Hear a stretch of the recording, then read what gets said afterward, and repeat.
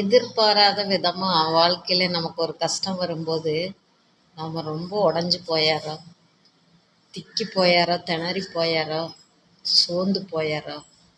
அப்படியெல்லாம் நம்ம ஆயிடுவோம். ஆனால் அப்படியெல்லாம் பட வேண்டியதில்லை. நம்ம அமைதியாக பொறுமையாக உட்காந்து யோசனை பண்ணால் அதுக்கு உண்டான தீர்வு நம்ம கண்டிப்பாக கண்டுபிடிக்கலாம், அதன்படி போகலாம். ஏன்னா அந்த நேரத்துக்கு நமக்கு நம்ம மைண்டு அப்படி இதாகிறதில்ல.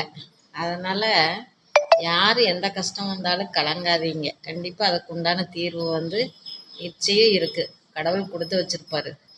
அதாவது நம்ம வெளியே வீட்டை பூட்டி போட்டு போகிறோம், சாவி எங்கேயோ தொலைச்சாரோம், என்ன செய்வோம், ஒரு பூட்டுக்கு 3 சாவி கொடுக்குறாங்க, அந்த 3 சாவியுமே இல்லை.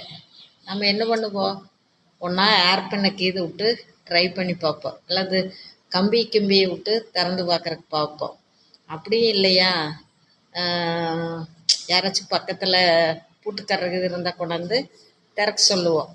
அப்படி இல்லையா, ஒரு சுத்தியல் எடுத்து தட்டி அந்த பூட்டை திறந்துருவோம்.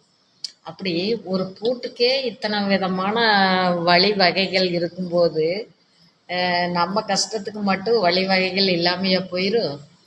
பொறுமைங்கிறது தான் ரொம்ப அவசியம். நம்ம பொறுமையாக உட்காந்து அதுக்கு தீர்வு கண்டால் நம்ம கஷ்டப்பட வேண்டியதே இல்லை.